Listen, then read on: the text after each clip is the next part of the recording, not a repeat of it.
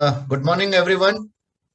So good morning. Sunday morning है, आप सभी लोग अपना टाइम निकाल के एंटरटेनमेंट का टाइम या रेस्ट का टाइम निकाल कर यहाँ पर आए हैं।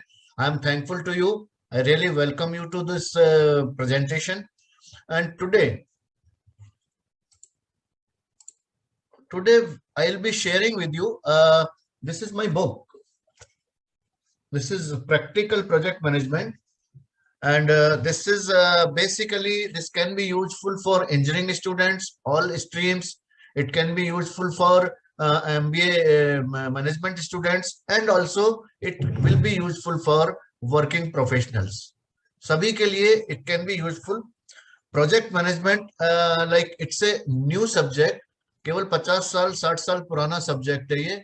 और अंडर ग्रेजुएट कोर्सेज में या एमबीए कोर्सेज में बहुत ज्यादा अभी पढ़ाया नहीं जा रहा है, और बहुत ज्यादा लोग इसको समझते नहीं है अभी। बहुत बेसिक बेसिक चीजें हैं जिनको हम नहीं समझते हैं। तो मैंने कहाँ से समझा, मैं वो शेयर करना चाहूंगा आपसे कि मैंने कहाँ से समझा। क्योंकि 2005 में मुझे पता लगा कि पीएमआई करके कोई संस्था है। PMI is project management institute. It is America based. 1969 में पीएमआई कुछ सिविल इंजीनियर्स ने मिलके शुरू किया था कि they were all project managers working into construction field. They were basically civil engineers. उन्होंने एक संस्था बनाई, नॉट फॉर प्रॉफिट ऑर्गेनाइजेशन बनाई जिसका नाम रखा पीएमआई, प्रोजेक्ट मैनेजमेंट इंस्टीट्यूट। और 50 साल से वो लगातार रिसर्च कर रहे हैं। आपके हमारे जो भी लोग प्रोजेक्ट्स पे काम कर रहे हैं दुनिया भर में, उनसे उनके एक्सपीरियंस शेयर करने को वो बोलते हैं। उस बेसिस पे वो एक जितना भी स्टडी मटेरियल है उस बेसिस पे वो निकालते हैं, so that what ever techniques, whatever guidelines are given by PMI, they are applicable in most of the countries, in most of the situation, in most of the projects, in most of the industries. So it's a like a interdisciplinary subject. ये कोई ऐसा subject नहीं है कि जो केवल civil engineer या mechanical engineer या इलेक्ट्रिकल इंजीनियर के लिए चाहिए या केवल इंजीनियर्स के लिए चाहिए। It can be useful for event managers, it can be useful in fighting an election, it can be useful for your personal projects. Even if you are not doing any professional project, any business project, अगर आप अपनी personal life को भी manage करना चाहें तो you can use this proven management techniques which I have personally. मेरा खुद का एक्सपीरियंस है कि जब से मैंने इन प्रूवन प्रोजेक्ट मैनेजमेंट टेक्निक्स को इस्तेमाल करना शुरू किया है, तब से मेरे लाइफ के मेरे पर्सनल प्रोजेक्ट्स में बहुत अच्छी तरह से मैनेज कर पा रहा हूँ। जो भी लोग मुझे यहाँ पर जानते हैं वो जानते हैं कि मैं कोई ना कोई प्रोजेक्ट, कोई ना कोई पर्सनल प्रोजेक्ट, प्रोफेशनल प्रोजेक्ट है। अभी परसों ही हमने एक म्यूजिकल नाइट का प्रोग्राम किया था। That was a project for me, and I wanted to do it as successfully as I do my professional projects. Now, on 19th of September, I have a project in Ahmedabad that one day full training I am going to give. So I'm taking it as a project only and managing it using the project management techniques only. So I have used these techniques for my weight loss also, for my fitness activities also, for my even for writing this book I use this. Even for writing this book, ये मैंने decide किया कि मुझे 90 days का challenge लेके I had a dream. मेरा एक dream था 5 साल से कि मैं एक बुक लिखूं। मुझे लोग ऑथर बोले, जब भी मैं देखता था किसी को कि he is an author, he is a writer, he has written a book, I used to feel can I be an author. क्या मैं एक ऑथर बन सकता हूँ? क्या मैं एक राइटर बन सकता हूँ? ये एक डिजायर, एक ड्रीम मेरे काफी टाइम से थी और काफी कोशिश मैं करता रहता था लिखने की, तैयार करने की टॉपिक, लेकिन फिर टलता चला जाता था। लेकिन जैसा मैंने कहा कि if you use project management techniques, मैंने 4-5 महीने पहले प्लान बनाया। बिकॉज प्रोजेक्ट मैनेजमेंट का क्या मतलब है कि everything you do in your life, do it with a goal. Goal means fix a date कि मुझे ये डेट फिक्स करनी है। I want to become PMP on this date, I want to become author in this date, I want to own a car on this date. And if you follow that dream, then it is a project. Or if you keep on having a desire that I want to do this, and you don't fix up a time, and you don't calculate कि कितने efforts उसमें required है, then it's not a project. इतना सा फर्क है बस। So project management is not a rocket science. It's a feeling. It's an attitude. It's not. There is no like. It's very easy to understand, but very difficult to apply. We don't make goals. We don't fix dates. We just want to be in process mode. This is a human nature. So this has been with everyone. So it was with me also. मैं 5 साल से process mode में था. 4 महीने. I took a 90-day challenge that I will finish this book in 90 days now. So already material was there with me. So I started working on this. मैंने इसको final करने में करीब 300-400 घंटे का टाइम दिया और फाइनली 20 अगस्त को 20th अगस्त को this book was published and I am really feeling great and I want कि आप you all must go through this book और मेरे को review I would like be waiting for your reviews. आप मेरे को फीडबैक दें, क्या अच्छा इसमें लगा, क्या क्या अच्छा नहीं लगा, या आपके हिसाब से क्या और ऐड करना चाहिए इसमें. और ना मैंने शुरू किया था 22 चैप्टर से, अभी मैंने 13 चैप्टर लिखे हैं. So I will be continuously adding chapters into this और मेरा टारगेट है कि 1 साल के अंदर मैं 22 चैप्टर इसके कंप्लीट कर लूंगा. लेकिन बेसिक प्रोजेक्ट मैनेजमेंट इसमें कंप्लीट आ गया है. तो मैं अब आपसे शेयर करना चाहूंगा कि इसमें मैंने क्या लिखा है. प्रैक्टिकल प्रोजेक्ट मैनेजमेंट मैंने क्या लिखा है इसमें मैंने टोटल 13 चैप्टर है.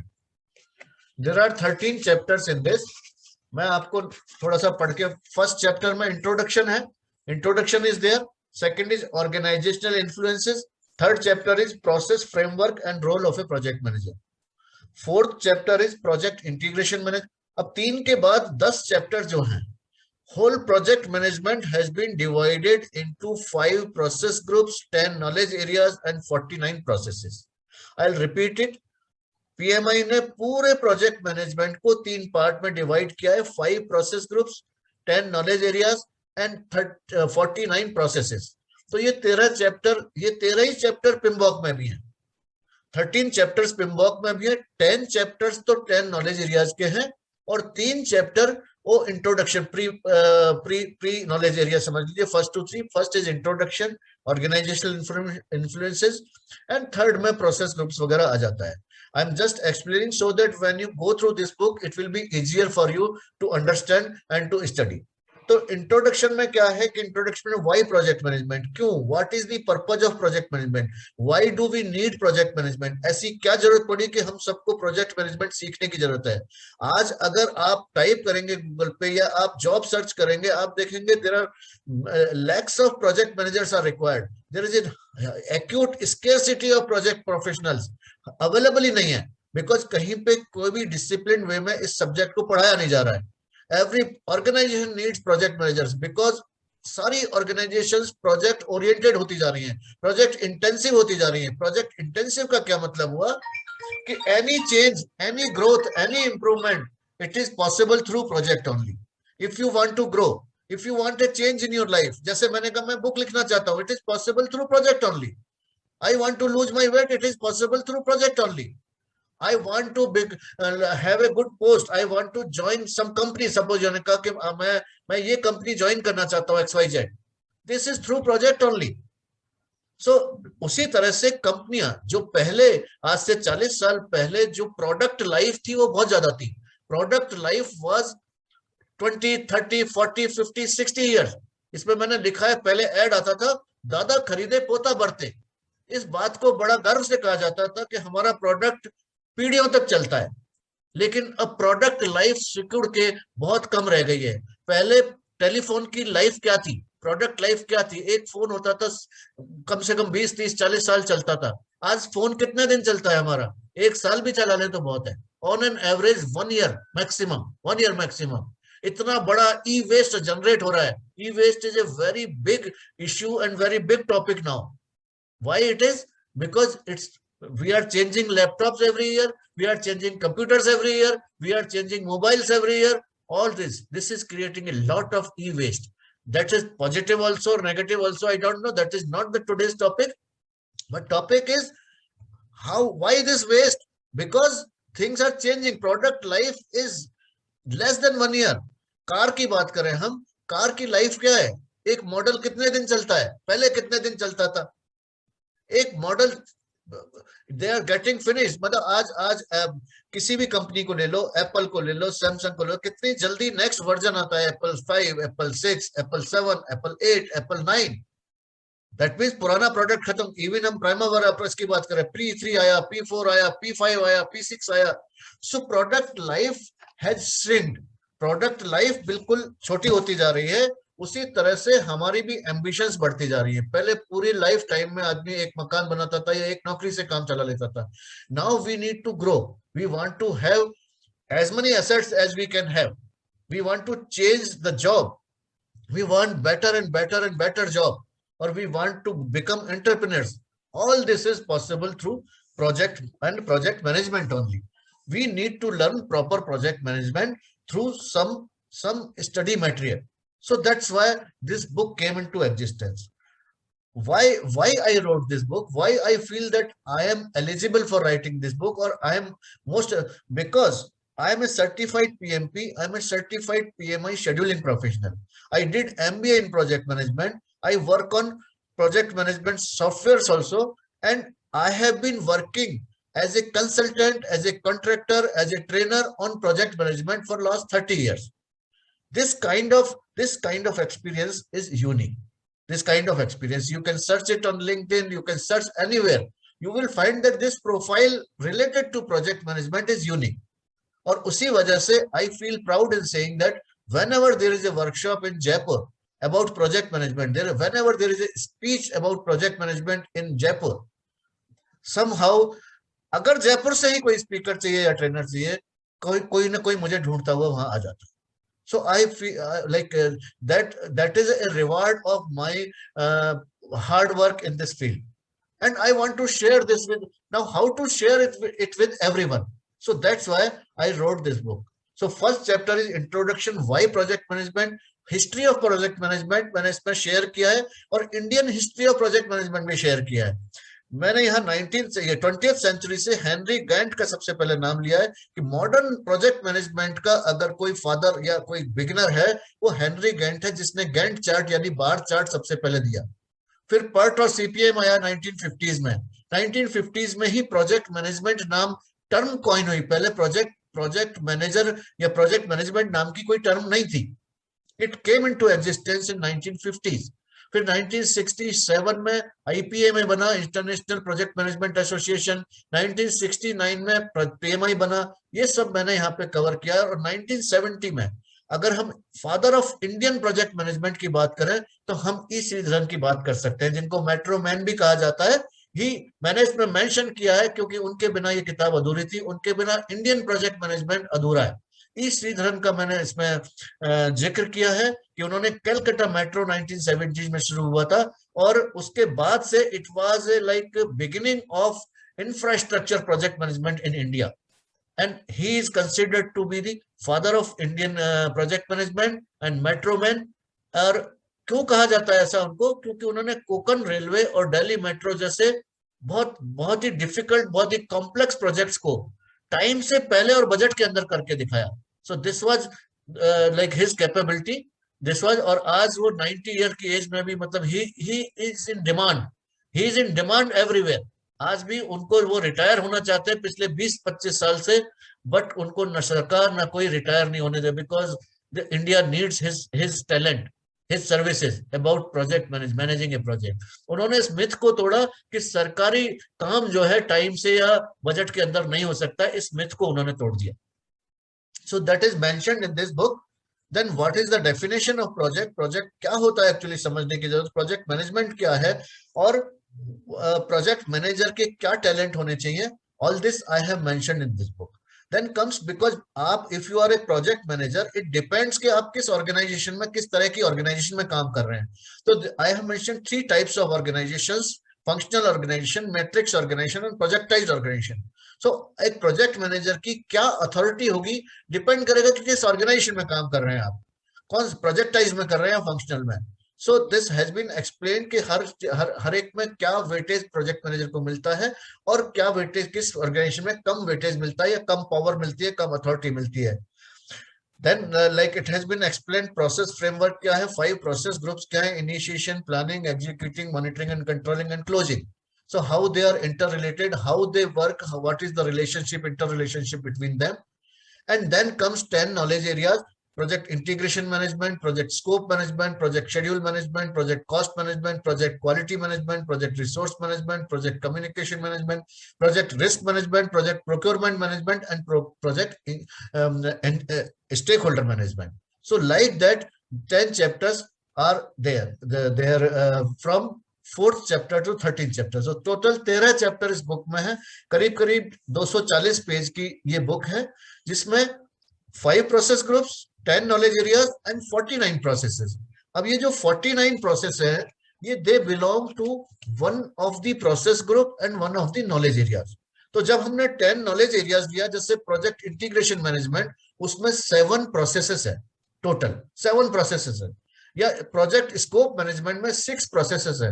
तो वो प्रोसेसेस का पूरा मतलब क्या है और प्रैक्टिकली कहाँ यूज होता है, प्रैक्टिकल एग्जांपल्स के साथ इसमें मैंने एक्सप्लेन किया है.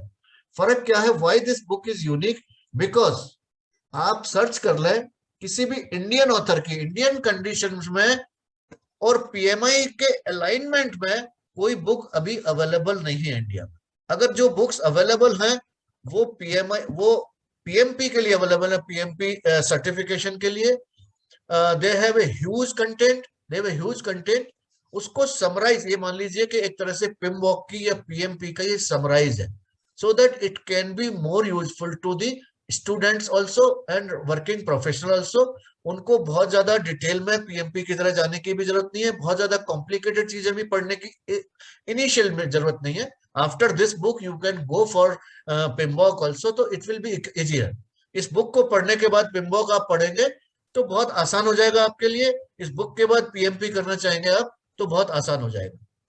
It is like this. तो इसमें फिर 10 नॉलेज एरियाज में मैं इसमें प्रैक्टिकल एग्जांपल्स भी मैंने शेयर किए हैं. जैसे मैं थोड़ा सा, जब बात हो रही है तो I would like to share with you कि इन 10 नॉलेज एरियाज का क्या मतलब है. तो प्रोजेक्ट इंटीग्रेशन मैनेजमेंट का क्या मतलब है कि प्रोजेक्ट मैनेजर एक इंटीग्रेटर की तरह काम करता है. प्रोजेक्ट इंटीग्रेशन मैनेजमेंट में बाकी 9 नॉलेज एरियाज को इंटीग्रेट किया गया है. Project manager works like, we can compare it with, मैंने यहाँ पे कंपेयर किया इस बुक में इसको ऑर्केस्ट्रा लीडर से. ऑर्केस्ट्रा लीडर, ऑर्केस्ट्रा जो वर्कर होता है वो देखता है कि अलग अलग म्यूजिक सेक्शंस हैं, वायलिन सेक्शन है और स्ट्रिंग सेक्शन है, फ्लूट सेक्शन है, रिदम सेक्शन है, उन सबको कैसे इंटीग्रेट करके बेस्ट म्यूजिक निकाला जाए, ये ऑर्केस्ट्रा लीडर का काम होता है. इसी तरह से प्रोजेक्ट मैनेजर का काम है कि scope, time, cost, schedule, communication, इन सबको कैसे इंटीग्रेट करके एक अच्छा प्रोजेक्ट मैनेजमेंट किया जाए, बेस्ट टेक्निक्स यूज करके इसको किस तरह से बेस्ट तरीके से प्रोजेक्ट को एग्जीक्यूट किया जाए, so that triple constant of project management achieve किया जा सके. तो इंटीग्रेशन मैनेजमेंट में 7 प्रोसेसेस हैं, जिसमें कि develop project charter, develop project management plan, direct and manage project work, manage project knowledge, monitor and control project work, perform integrated change control and close the project. So आप देखेंगे कि ये जो सबसे इंपॉर्टेंट है, ये why it is very important, because it is the only knowledge area which in which processes, इस knowledge area में 7 प्रोसेसेस हैं और 5 प्रोसेस ग्रुप से एक ना एक प्रोसेस है इसमें. This is the only knowledge area जिसमें ऐसा है.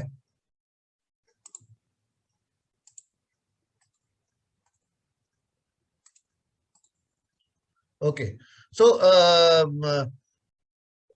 इसके बाद जो प्रोजेक्ट स्कोप मैनेजमेंट है, अब जैसे मैंने प्रोजेक्ट स्कोप मैनेजमेंट में एक एग्जांपल शेयर किया आपसे. होता क्या है प्रोजेक्ट्स में, I work as a project management consultant also, तो एट टाइम्स हमें जब क्लाइंट की तरफ से काम करना होता है तो प्रोजेक्ट स्कोप मैनेजमेंट में एक टर्म है गोल्ड प्लेटिंग. गोल्ड प्लेटिंग क्या होती है कि सेम फंक्शनल रिक्वायरमेंट के लिए आपने एडिशनल फीचर दिया जिसकी रिक्वायरमेंट नहीं है, लेकिन उससे कॉस्ट बढ़ गई. जैसे हम एक 5 स्टार होटल का काम कर रहे थे, उसमें डोर शटर था. मैंने ये एग्जांपल लिया है, मैं इसको शेयर करना चाहूंगा आपसे कि उसमें एक डोर शटर का स्पेसिफिकेशन था.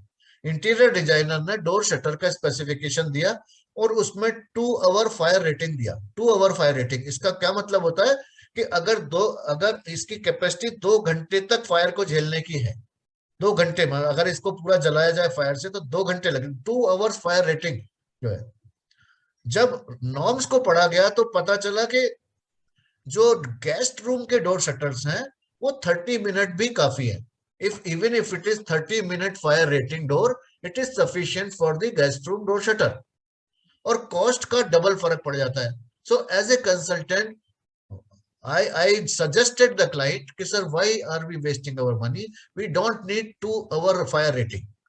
So this is scope management. आपने स्कोप में देखा क्या स्पेसिफिकेशन है, क्या साइजेस हैं, कहीं गोल्ड प्लेटिंग तो नहीं हो रही है. गोल्ड प्लेटिंग मतलब हमें रिक्वायरमेंट ही नहीं है और हमने एडिशनल फीचर दे दिया बिना किसी बात के जिसको काम में नहीं लेना है हमें. जैसे I am using gold pen, मैं गोल्ड का पेन यूज कर रहा हूं, मेरे को लिखने में तो कोई फर्क पड़ेगा नहीं. Functional requirement of pen is writing, but unnecessary I need a gold plated pen. Why? So the same term has been used in project management कि it is considered to be negative. Scope में मैंने consider किया है कि it is considered to be negative. Don't do gold plating in the project. एक दूसरी term scope में है scope creep. Scope creep का मतलब होता है कि uncontrolled changes in the specifications, which changes the complete project, and in the last, like you cannot control schedule and cost. कई प्रोजेक्ट्स पे ऐसा होता है कि हम स्कोप को कंट्रोल नहीं कर पाते, थोड़े स्पेसिफिकेशन ये भी चेंज कर दो, ये चेंज कर दो, ये करते करते पता चलता है कि 1 साल का प्रोजेक्ट 2, 2.5, 3 साल में हो गया. कॉस्ट जो 1 करोड़ सोचा था 3 करोड़ लग गया. It happens. तो एक बार डिरेल हुआ नहीं प्रोजेक्ट तो आपको टाइम में भी बहुत ज्यादा टाइम बढ़ जाता है, बहुत ज्यादा कॉस्ट बढ़ जाती है. This is called scope creep, कि जो ओरिजिनली क्या प्रोजेक्ट सोचा था और बन के क्या निकला. So initially from the beginning of the project, we should have a proper scope control. All this is mentioned in this book. Then we come to schedule. Schedule management is like the purpose of schedule management is to make sure that the project is completed within the time period. जो हमने time period तय किया है उस time period में वो काम हो सके, वो शेड्यूल मैनेजमेंट में आता है. So I have mentioned in this कि how to manage a schedule. So सबसे पहले हम एक प्रोजेक्ट को स्कोप को एनालाइज करके एक्टिविटीज में ब्रेक करके we use a software. Like I generally use Primavera software for infrastructure industry. Like there are 2 most popular software जो मैंने मेंशन किया, इसमें प्राइमावेरा और MS project. MS project is more useful अगर आपके छोटे प्रोजेक्ट्स हैं जैसे आईटी इंडस्ट्री में और मैन पावर ओरिएंटेड है, ज्यादा मशीनरी या लेबर ओरिएंटेड या मटेरियल ओरिएंटेड कम है. So then you can use MS project. और अगर जैसे कंस्ट्रक्शन प्रोजेक्ट है, इंफ्रास्ट्रक्चर प्रोजेक्ट है, सारी बड़ी ऑयल कंपनीज हैं, गैस कंपनीज हैं, चाहे गैस अथॉरिटी को ले लो, चाहे ओएनजीसी को ले लो, चाहे बीपीसीएल को ले लो, all these companies public sector they are using Primavera.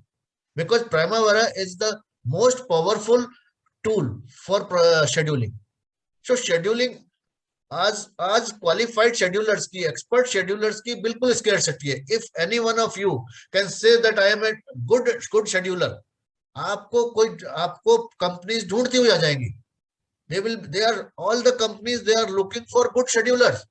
If you can make schedule of the project, you will be treated like a very important person in the company. There are no schedulers available in even the big companies. So scheduling is that important because scheduling gives us. हम normally projects पे बात करते हैं कि ये project delay हो रहा है, कितना delay हो रहा है, क्यों हो रहा है, कौन सी activity delay हो रही है, who is responsible for the delay, कहाँ मिलेगा ये आपको schedule में मिलेगा. So that is project schedule management is that important. इसलिए इंपॉर्टेंट है तो ये दिस इज लाइक 6 प्रोसेसेस हैं इसमें भी. प्रोजेक्ट शेड्यूल मैनेजमेंट में 6 प्रोसेसेस हैं. वो 6 प्रोसेस डिटेल में इसमें एक्सप्लेन किए हैं कि किस तरह से आप शेड्यूल मैनेजमेंट सीख सकते हैं, किस तरह से शेड्यूलिंग सीख सकते हैं आप, how you can become a good scheduler. So just brief introduction of that is given. And then we come to cost management. Cost management is again very important because each and every penny is important in project.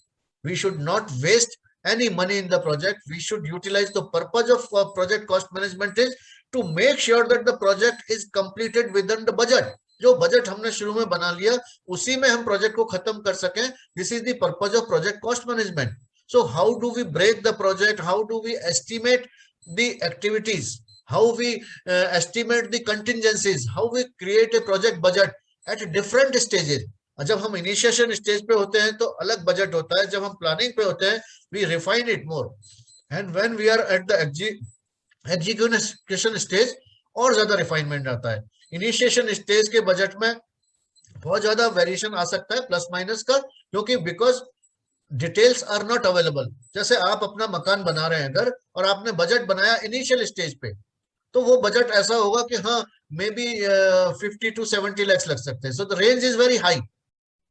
But as you start moving into the project, you start coming closer to the actual budget, कि नहीं इसमें तो 61, 62 या 60 ऐसे ऐसे लग, plus minus 5%। Initially we are plus minus 50%, plus minus 25%। And जैसे जैसे डिटेल में हम प्रोजेक्ट के जाते हैं, कॉस्टिंग निकालते हैं, धीरे धीरे हम उसको more accurately we are able to estimating. So there are different estimating techniques: analogous estimating, parametric estimating, 3-point estimating. All these are explained in the book. So ये सब इसमें बुक में मैंने एक्सप्लेन किया है कॉस्ट के बारे में। इसके बाद हम जो नेक्स्ट चैप्टर है इसमें, प्रोजेक्ट क्वालिटी मैनेजमेंट। क्वालिटी क्या है, किसको कहते हैं quality? Every company should have a quality policy. They normally, all big companies, they have a quality policy. कोई सिक्स सिग्मा पॉलिसी रख सकता है, कोई आईएसओ पॉलिसी रख सकता है, कोई आईएस को फॉलो करता है। Like that there are different standards of quality. Indian standard like ISO, international standard ISO, sorry Indian standard IS codes है, इंटरनेशनल स्टैंडर्ड आईएसओ है। इसके अलावा मोटोरोला ने इंट्रोड्यूस किया था सिक्स सिग्मा। सिक्स सिग्मा का मतलब होता है कि अगर 10 लाख बार कोई काम किया जाए तो केवल 3 बार मिस्टेक होनी चाहिए उसमें। If you are producing 1 million product, 1 million beer, suppose bearing products कर रहे हैं आप, 1 मिलियन कर रहे हैं 10 लाख, तो you are not allowed to have more than 3 defects. then you can say that you have a six sigma six sigma quality. So your company will give you the quality policy. जिस company में आप काम कर रहे हैं कि भाई हम इस क्वालिटी पॉलिसी पे काम करते हैं, then you have to plan कि मैं इस क्वालिटी को कैसे मैनेज करूंगा, क्या क्या रिक्वायरमेंट रहेगी। क्वालिटी मैनेजर अलग रहेगा, कौन कौन से टेस्ट कराए जाएंगे, कौन कौन सी चेकलिस्ट बनेगी, वो सब इस बुक में मेंशन किया है मैंने कि how to like do quality control, how to do quality assurance, what is the difference between quality assurance and quality control.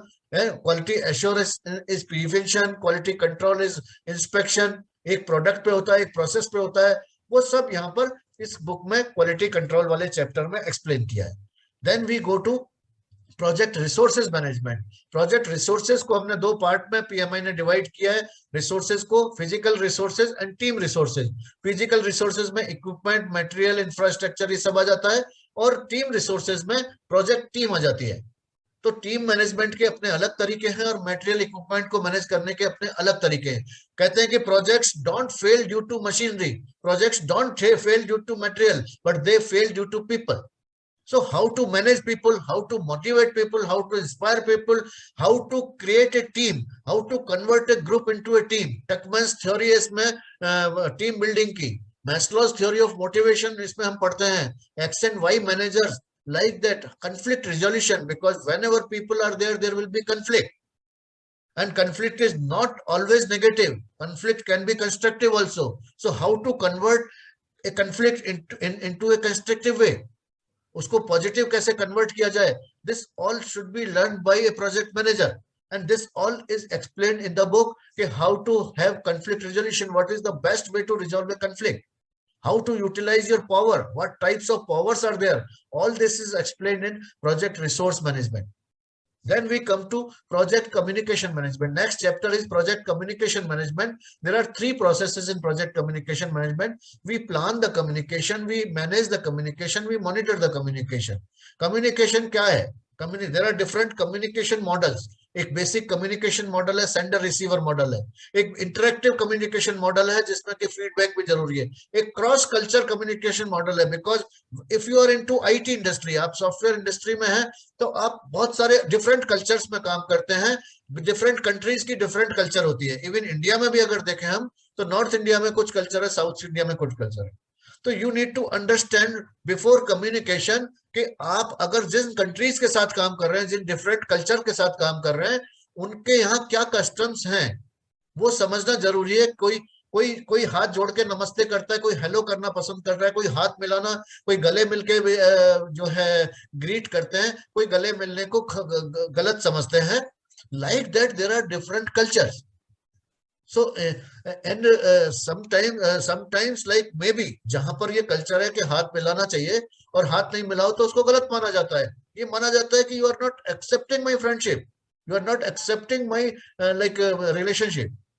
So that way, और कहीं पे ये है कि नहीं हाथ नहीं मिलाना है। स्पेशली कई बार जेंडर डिफरेंस अगर अगर है मेल और फीमेल के बीच में है तो may be at so many places females they don't like shake hands, so that may be considered bad in some culture. So that is a communication, types of communication, push pull interactive, this has been explained in this communication technology, कौन सी technology किस time use करनी चाहिए, कौन से project पे क्या चीज use करनी चाहिए, communication technologies are there, communication environment. So like that, about communication, each and everything has been explained in the book. You should have a basic communication model before starting a project, कि कौन कौन basically project में दो part में communication को divide कर सकते हैं, मीटिंग्स में कर सकते हैं, रिपोर्ट्स में कर सकते हैं। So project is full of meetings and project is full of reporting, because the purpose of communication management is that project की जो इंफॉर्मेशन है वो टाइम पर राइट स्टेक होल्डर्स के पास होनी चाहिए। It can B through reports, it can B through meetings. जो project के डिसीजन है वो राइट टाइम पे ले लिए जाने चाहिए और कम्युनिकेट कर दिए जाने चाहिए सारे स्टेक होल्डर्स को जो भी उससे कनेक्टेड है। जैसा हमने पहले कहा कि पीएमआई कहते हैं कि what is project, project management is make a plan and follow it, and then you can never follow the plan, you can never predict the future. So there will be changes, there will be deviations, there will be variances. So वो deviations, changes properly approve हो रहे हैं या नहीं, properly लोगों के साथ stake holders के साथ शेयर हो रहे हैं या नहीं, whatever change has been done on the project, is it being shared with the stakeholders at the right time? If it is not being, like for example अगर कोई मकान, कोई बिल्डिंग बन रही है, उसमें एक ड्राइंग आपको ड्राइंग साइट इंजीनियर वो कर रहा है, फॉलो कर रहा है, but there is some sudden change in the drawing, and the drawing, the revised drawing has not been communicated to the site engineer. He will keep working with the old drawing only. So this is part of communication management on, and this is also called configuration management. Configuration management is to make sure that the latest information of the project is available with the stakeholders. So like that, project communication management में हम ये सब चीजें share करते हैं। Then comes project risk management. ये बहुत कम project पे हम रिस्क मैनेजमेंट करते हैं, जबकि बहुत ज्यादा जरूरी है। रिस्क क्या है, रिस्क कितने तरह की होती है, रिस्क में इसमें अगेन देयर आर 7 प्रोसेसेस, जिसमें से 5 प्रोसेस प्लानिंग के हैं। Make plan for risk management, identify risk, analysis of risk, qualitative analysis, quantitative risk analysis, plan risk responses, implement risk responses, control risk response, like that 7 processes are there in project risk management. According to PMI, according to like business, risk can be positive also, negative also. Positive risk is opportunity, negative risk is threat. So both types of risk are mentioned in this book, and what responses should be taken in which type of risk. 4 types of responses are there for negative risk, 4 types of responses are there for positive risk. So all those are mentioned in the book, and risk audit there, how to control the risk meeting should be there. Somebody should be like assigned the management of the risk manager has to be there. All this is covered in project risk management. Then we come to project procurement management. Procurement is outsourcing of material, services, all things. So we don't do everything, हम सारी चीजें in house नहीं करते हैं, कुछ ना कुछ हमें आउटसाइड एजेंसीज की हेल्प लेनी पड़ती है। अब जब हम आउटसाइड एजेंसीज की हेल्प लेते हैं तो there has to be a document, there has to be some agreement, there has to be some contract between 2 parties.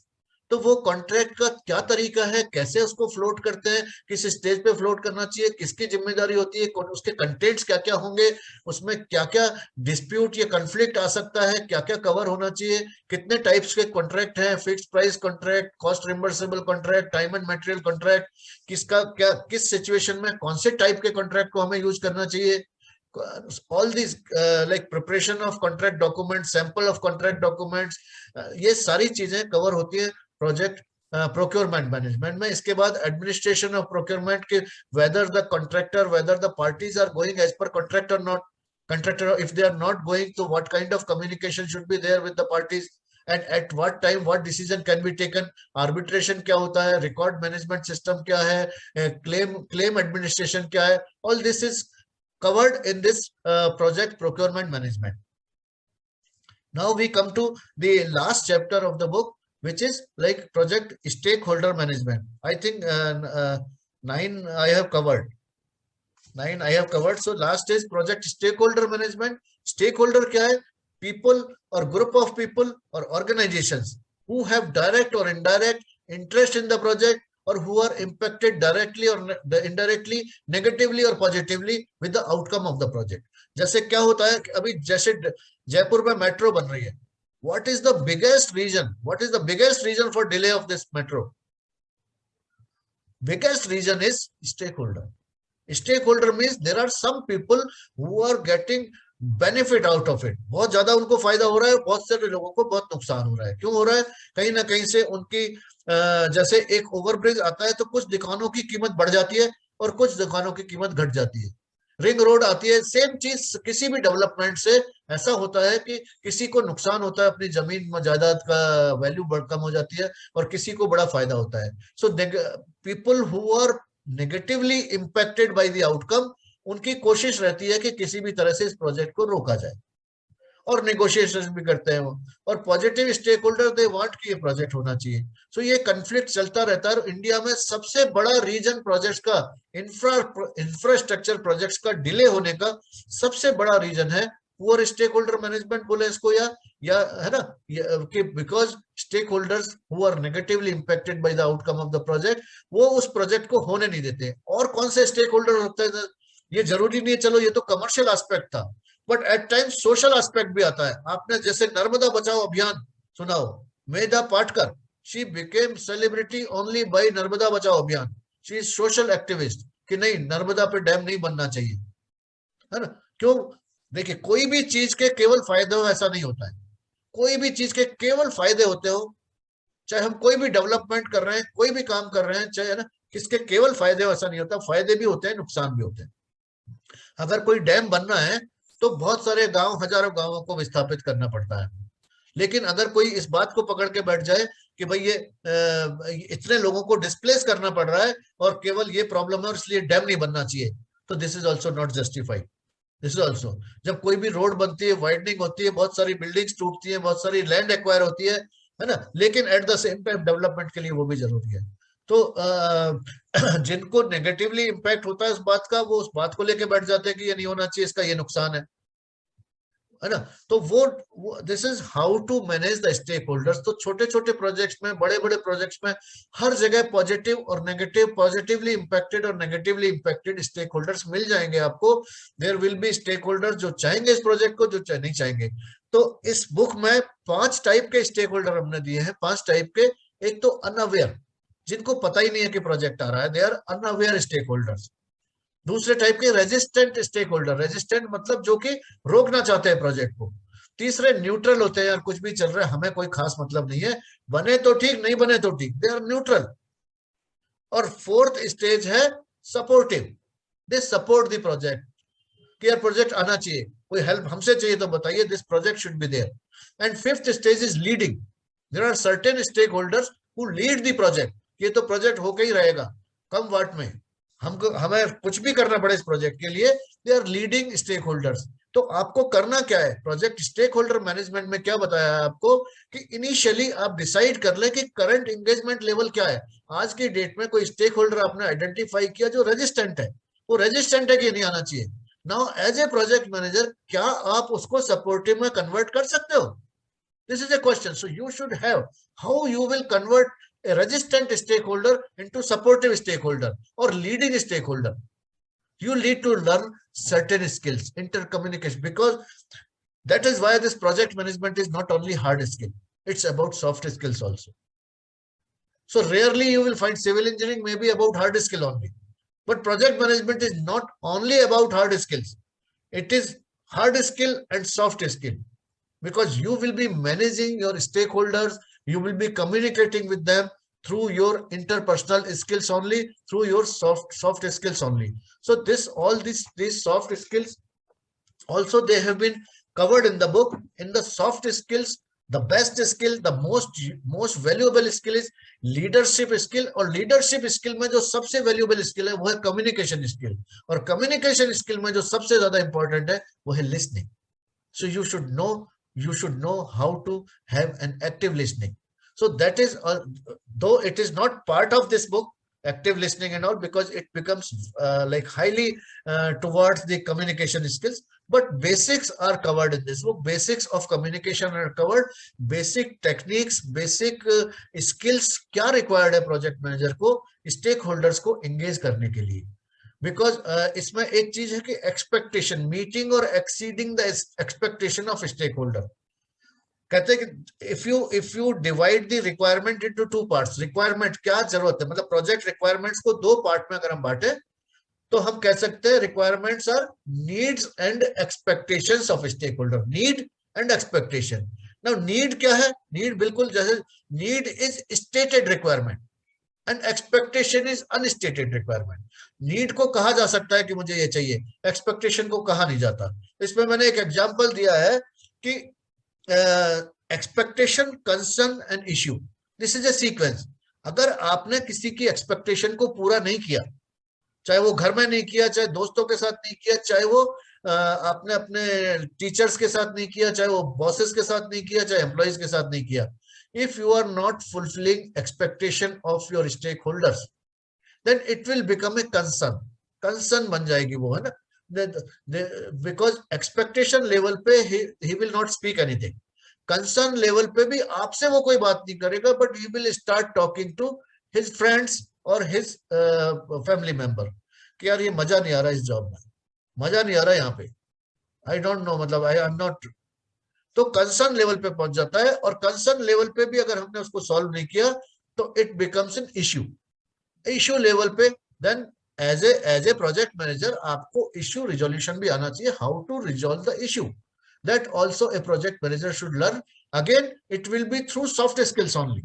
It will be through soft skills only. There are different skills which can be. We need to understand one thing. Project management is a learnable skill. It's a learnable skill. It is a teachable skill. It is a practicable skill.